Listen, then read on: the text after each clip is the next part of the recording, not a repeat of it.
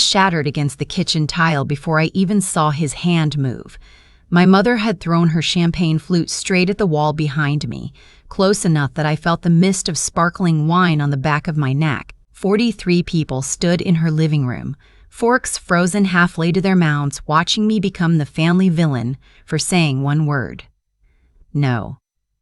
But let me go back 3 hours, because that's when the trap was set. My mother's Thanksgiving dinners were never about gratitude. They were performances. Every year, she transformed her brownstone in the Gold Coast neighborhood of Chicago into something between a magazine spread and a courtroom. Ivory tablecloths pressed sharp enough to cut, crystal stemware arranged by height, place cards written in calligraphy by a woman she hired from a stationery boutique on Michigan Avenue. Nothing was accidental. Not the seating chart, not the guest list, and definitely not what was about to happen to me. I arrived at 6, exactly when she told me to. Not 5:55, not 6:05. My mother kept time the way generals keep ranks.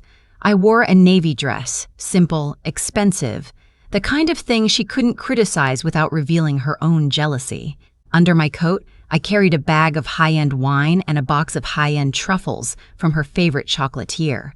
Peace offerings I shouldn't have needed to bring. My brother Marcus opened the door. He looked good for someone who hadn't held a job in 14 months. Clean shave, tailored blazer, shoes that probably cost more than his monthly contribution to anything. He grinned the way people do when they already know the punchline to a joke you haven't heard yet. Elena! He pulled me into a hug that smelled like bourbon and new cologne. Mom's been asking about you all day. Asking or complaining? He laughed. Both. You know how she is? I did. That was the problem. Inside, the house was already buzzing. Cousins, I saw once a year clustered near the bar cart. My Aunt Patricia held court by the fireplace, telling a story about her latest trip to Tuscany, her third telling by my count. Her husband, my Uncle Ray, sat in the corner, scrolling his phone, contributing nothing but his presence, which was more than he usually offered. My mother stood at the center of it all, orchestrating. She wore a cream-colored dress with pearl buttons, her silver hair swept into a twist that said she'd spent 2 hours in a chair that morning. When she saw me, she smiled, but it was the careful kind, the kind she used when she wanted witnesses to see how generous she was being. There she is, my hard-working girl. She kissed the air near my cheek. You look thin. Are you eating? I run a surgical practice, Mom. I eat when I can. She hummed, already turning back to the dessert arrangement. You should let Marcus help you at the clinic. He's been looking for something to do. Marcus had a degree in communications and a history of quitting every job within 6 months. The idea of him anywhere near my practice made my stomach clench, but I smiled the way I trained myself to. I'll think about it. She didn't hear me. She never did, when the answer wasn't yes. I moved through the room the way I always did at these events, visible enough to avoid accusations of being antisocial, invisible enough to avoid becoming a target. My cousin Derek found me near the bookshelves. So, he said, leaning against the wall, what's the over-under on Mom starting drama tonight? 0. It's guaranteed. He laughed quietly. Fair. Hey, I heard about the beach house. Congratulations. Thank you. It closed last month. He whistled low. Lakefront in Michigan. That's not cheap. No, it wasn't. What he didn't say, what nobody in this family ever said directly, was that I'd earned it. 12 years of medical school, residency, and building a practice from scratch. No loans from parents, no family connections, just my hands, my brain, and about 4,000 sleepless nights. But in this family, my success was treated like a shared resource, something that existed for everyone's benefit except mine. Marcus found me 20 minutes later, 2 drinks deeper, his smile wider and less sincere. Hey, can we talk for a second? I followed him to the hallway near the powder room. The noise from the dining room faded into a muffle. So, he started, rubbing the back of his neck. I've been thinking about getting back on my feet. You know, fresh start. That's great, Marcus. Yeah, and I was wondering, maybe I could stay at your beach house for a while, just until I figure things out. A few months, maybe? You barely use it anyway. There it was, the pitch, wrapped in humility, delivered with the confidence of someone who'd never been told no by anyone who mattered. Marcus, I use it every other weekend, and I just finished renovating. He waved his hand. I take care of it. You wouldn't even know I was there. I would, though, because the last time Marcus took care of something, my parents' basement needed $12,000 in water damage repairs after he left a window open during a storm for 3 days. I'll think about it, I said again, my default deflection. He nodded, but his eyes had that look. The look that said this conversation wasn't over. It was just moving to a bigger stage. Dinner was called at 7:30. My mother had outdone herself. Roasted turkey with sage butter, sweet potato soufflé, a cranberry reduction that shimmered like garnet under the chandelier. The table seated 43, every chair filled. I sat near the end, between my cousin Lisa and an elderly neighbor whose name I'd forgotten. My mother sat at the head. My father's chair, empty since his passing 5 years ago, remained set with a full-place setting. A tradition she maintained not out of grief, I'd come to realize, but out of control. Even dead, he anchored the room. My mother stood. She quinked her glass with a butter knife, and the room fell silent with practiced precision. Before we eat, she began, her voice carrying the way it always did, theatrical, warm, rehearsed. I want to say how grateful I am to have this family together. She paused, scanning the room like a conductor before the downbeat. Especially my 2 children. Elena, who works so hard. She looked at me, and I felt the heat of 42 pairs of eyes. And Marcus, who's been going through a difficult season but never loses his spirit. Murmurs of agreement. Aunt Patricia nodded like she was in church. My mother continued, family means sacrifice. It means looking at someone you love and saying, what's mine is yours. She turned to me fully now, and I felt the floor shift beneath my chair. That's why I'm so proud to announce that Elena has decided to let Marcus live in her beautiful new beach house, rent-free, for as long as he needs. The room burst into applause. Not everyone, but enough. Enough to make it sound like consensus. Uncle Ray clapped slow and heavy. Lissa grabbed my arm and whispered, "That's so generous." Marcus sat across from me, beaming, raising his glass like a toast had already been made. I didn't move. My fork was still in my right hand. My jaw was locked so tight I could feel my molars pressing together. The chandelier above me buzzed faintly, or maybe that was the blood rushing through my ears. My mother smiled at me expectantly, the way she always did when she'd made a decision on my behalf and expected gratitude for the privilege. I set my fork down slowly. The clink of metal on porcelain was the loudest sound in the room. No. It came out quiet, but clear. The kind of quiet that makes people lean forward. My mother blinked. "Excuse me?" I said no. I never agreed to this, and I'm not agreeing now. The applause died like a candle in wind. Aunt Patricia's mouth opened, then closed. Uncle Ray lowered his hands. Marcus's smile collapsed into something cold and narrow. My mother's face changed. Not anger, not yet. Something worse. Humiliation. The one thing she couldn't tolerate in her own house, in front of her curated audience. Elena. Her voice dropped to that low, pressurized whisper she used when she wanted to sound calm but was anything but. We discussed this. You discussed it. With Marcus, without me. She straightened, chin lifting. I'm your mother. I shouldn't have to ask permission to help your brother. You should, when it involves my property. The silence was suffocating. I could hear the ice shifting in someone's water glass 3 seats away. The candle flames leaned sideways from someone's exhale. Marcus leaned forward. Elena, come on. Don't make this weird. It's just a house. It's my house, I said, meeting his eyes, that I bought, with money I earned, while you were figuring things out for the 4th time in 5 years. His jaw tightened. That was low. So is ambushing me at Thanksgiving dinner. My mother's hand came down on the table, hard enough to rattle the silverware. The entire room flinched. Stop it, she hissed. You're embarrassing this family. I turned to her. No, Mom, you embarrassed me. You stood up in front of everyone and gave away something that isn't yours. What happened next took less than a second, but I can still replay it frame by frame. My mother grabbed her champagne flute, the crystal one, the expensive one she only brought out for holidays, and she hurled it. Not at me directly, but at the wall just behind my right shoulder. Close enough that I felt glass spray across the back of my neck. Close enough that a shard nicked the skin below my ear. The room gasped. A few people stood.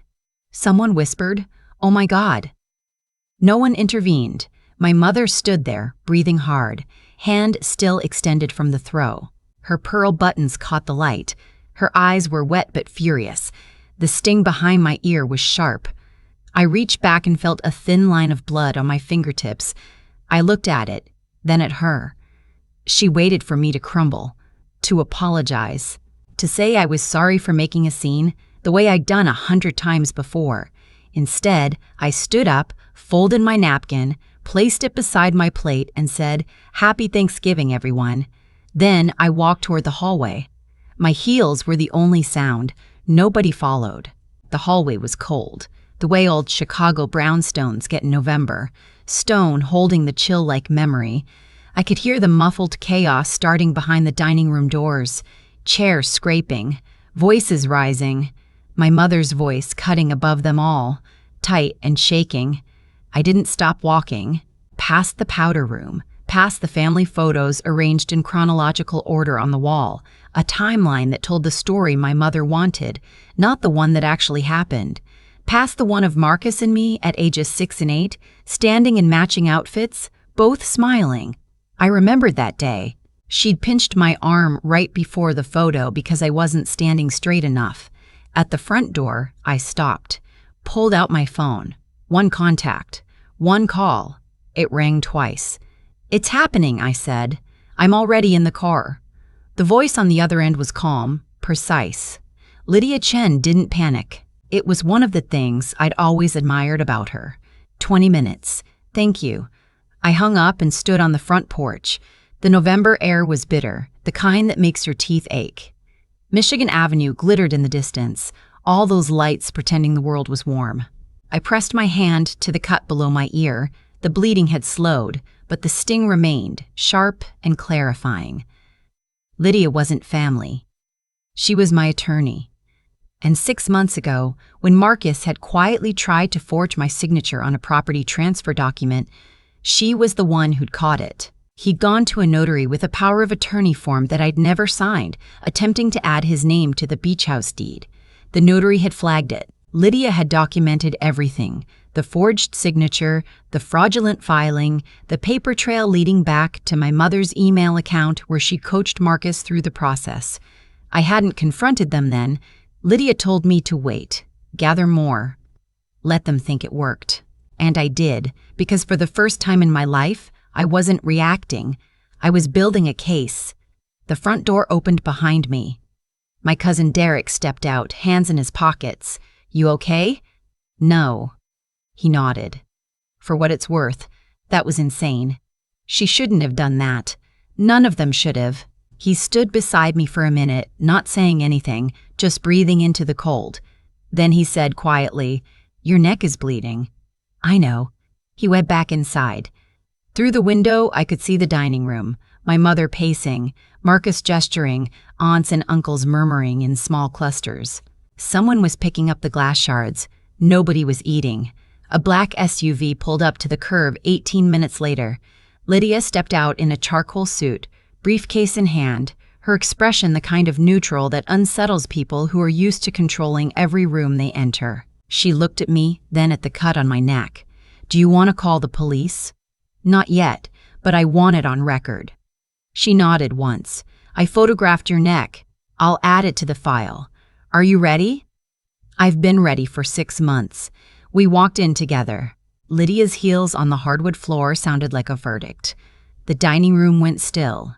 My mother turned first, and the color left her face when she saw Lydia. She knew who Lydia was.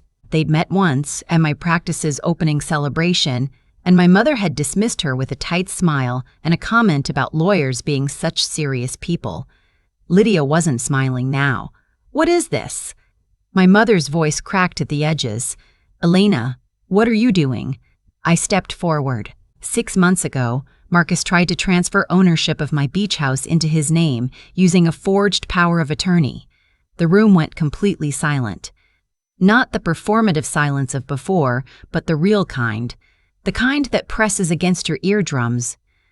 Marcus stood up. "That's not true." Lydia opened her briefcase and produced a folder. She set it on the table, right next to the cranberry reduction. "Inside is the forged document," she said evenly. "Along with email correspondence between you." She glanced at my mother and a notary who has since been reported to the state licensing board. My mother's hand went to her chest. Her pearl buttons rose and fell with rapid breathing. "That's private," she whispered. "Forgery is a felony," Lydia replied. "There's nothing private about it." Marcus's face went through 3 colors in 5 seconds. Red, white, green. He looked at my mother like a child caught cheating on a test, waiting for her to fix it. She couldn't fix this. Aunt Patricia set down her wine glass. "What are you saying?" she asked, her Tuscany stories suddenly forgotten. "I'm saying," I answered, looking around the room at every face I'd spent a lifetime performing for, that my mother and my brother conspired to steal my property. When that didn't work, she tried to shame me into giving it up in front of all of you.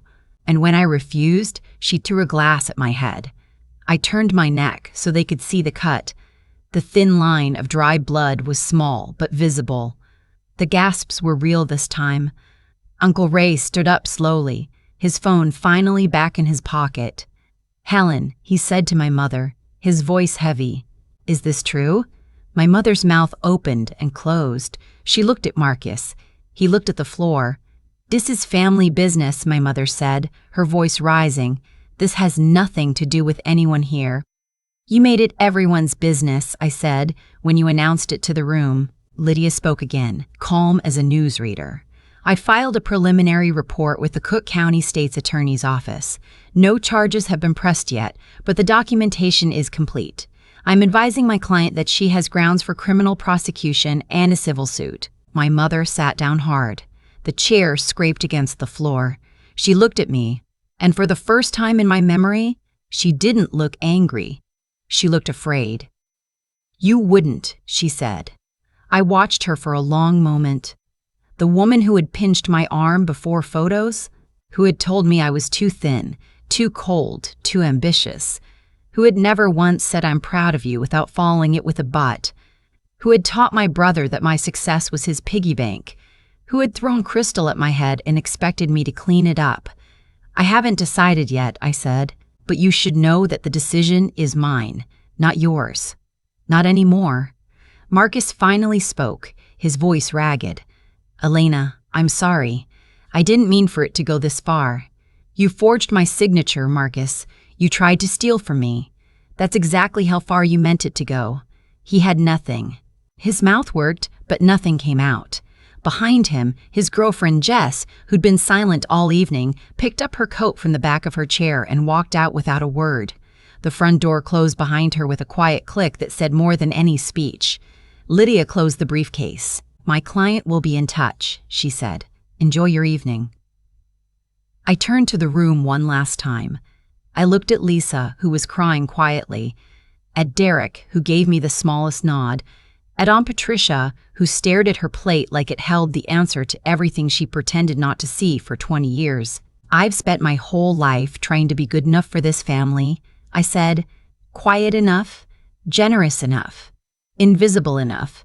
But the truth is, you never wanted a daughter or a sister. You wanted a bank account with a heartbeat. I'm done being that." I pulled my coat from the hallway closet. Lydia was already at the door. As I stepped out, I heard my mother's voice, thin and desperate. "Elena, Elena, please." I didn't stop. The door closed behind me, and the November wind hit my face, cold and sharp and clean. In the car, Lydia drove while I sat in the passenger seat, watching the city slide past. The brownstones of Gold Coast gave way to the high rises of the Loop, glass towers reflecting the lake, dark and vast beyond them. "How do you feel?" Lydia asked after a while. I thought about it. The cut on my neck throbbed faintly. My hands were steady. My chest felt hollow but wide. like a room where all the furniture had been removed, and you could finally see how big it was. "Lighter," I said. She nodded. "Good." My phone buzzed. A text from Derek. "You did the right thing." Then another from Lisa. "I'm sorry I never said anything." Then one from Marcus, just 3 words. "Can we talk?" I turned the phone face down on my lap. By the time we reached my apartment in the West Loop, the sky was fully dark, the kind of deep Chicago dark that makes the streetlights look like they're working overtime. Lydia parked and turned to me. "They're going to call, all of them. Your mother will start with guilt, then move to threats, then back to guilt. I know the pattern. And Marcus will try the brother card. The blood is thicker speech. He lost that card when he walked into a notary's office with my forged signature." She reached into her briefcase and handed me a sealed envelope, the restraining order application, in case you need it. "I'm not saying you will, but I want you to have it tonight." I took it. The weight of it in my hand felt less like a weapon and more like a door. "Thank you, Lydia, for everything." She squeezed my arm. "Go rest. Tomorrow we plan." Inside, my apartment was quiet. The city hummed 40 floors below, distant and indifferent. I poured a glass of water and stood by the floor-to-ceiling windows, watching the lights of the Eisenhower Expressway pulse like a slow heartbeat. My phone buzzed again. "Mom." I let it ring, then silenced it. She called again. I turned off the phone entirely. I went to the bathroom and cleaned the cut on my neck. It was small. It would heal.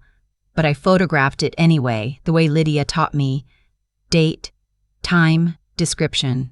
"Documentation isn't paranoia," she'd told me once. "It's self-preservation." In bed, I stared at the ceiling for a long time. The silence wasn't empty. It was full of every word I'd swallowed at every dinner, every holiday, every phone call where I'd said I'll think about it instead of no. All those stored silences, and tonight I'd finally spent them. By morning, the story had spread the way family stories do, faster than news and twice as distorted. Aunt Patricia called Uncle Ray, who called my cousin in California, who texted the family group chat which I'd muted 3 years ago. By noon, fragments of the night were on social media. Not from me. I never posted anything. But someone at the dinner had recorded the confrontation on their phone. My mother's thrown glass, Lydia's briefcase, my speech about being a bank account with a heartbeat. The video had no title, no context. It didn't need one. The comments wrote the story themselves. My mother's charity board called an emergency meeting. She'd co-chaired the Chicago Youth Arts Foundation for 11 years, and by the following Tuesday, she was asked to step down pending an internal review. Marcus's application to a management program at a downtown firm was withdrawn after the hiring manager saw the video. His name wasn't mentioned in the clip, but someone in the comments identified him, and the internet did the rest. I didn't celebrate any of it. There was no satisfaction in watching my family fall apart publicly. But there was something else, something quieter and harder to name. It was the feeling of standing in a house after a long renovation, the walls stripped down to brick, the floors raw and bare, everything exposed. It wasn't beautiful, but it was honest, and for the first time, it was mine. 3 days after Thanksgiving, Lydia called. "Your mother's attorney reached out. She wants to settle, avoid charges. She's offering a written apology and a commitment to stay away from your properties. And Marcus? He's agreed to surrender the forged documents and sign an admission." I stared out the window. The lake was gray and flat, the color of old silver. A jogger moved along the path far below, tiny and determined. "I'll accept the apology," I said, "but I'm keeping the file open. If either of them contacts me without my permission, we proceed." "Understood." I hung up and sat with the quiet for a long time. No music. No TV. Just the hum of the refrigerator and the distant sound of a siren winding through the streets below. That evening, I drove to the beach house, 2 hours north, past the suburbs, past the outlet malls and the billboards, until the landscape softened into dunes and bare trees and the wide, flat silence of Lake Michigan in late autumn. The house sat on a bluff overlooking the water, small by Chicago standards, enormous by mine. Every window I'd chosen, every tile I picked, Every wall I painted during long weekends when my hands needed something to do besides operate. I stood on the deck in the cold, watching the lake churn under a bone-white sky. The wind pulled at my hair, my coat, the edges of everything. Somewhere behind me, the house creaked and settled, the way houses do when they're adjusting to being lived in. My phone buzzed. One message from Derek. Lake looks beautiful this time of year. Send pics. I smiled. The first real smile in days.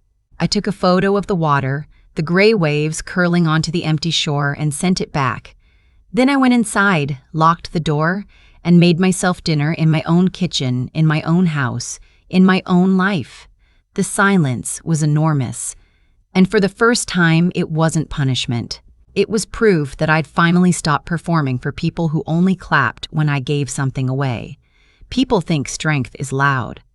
They think it's a speech, a confrontation, a moment where you stand up and the music swells. But real strength is what happens after the noise stops.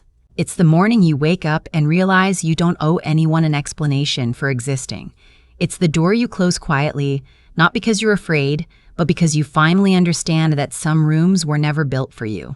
If you've ever sat at a table where your only value was what you could provide, if you've ever smiled through a moment that should have made you scream, then you already know what I'm talking about. The table is still there. But my chair is gone, and I'm the one who moved it. If this story touched you, click like and subscribe to Bone Revenge. Tap the bell so you never miss a new story. And if you have your own story of walking away, leave it in the comments. I read every single one.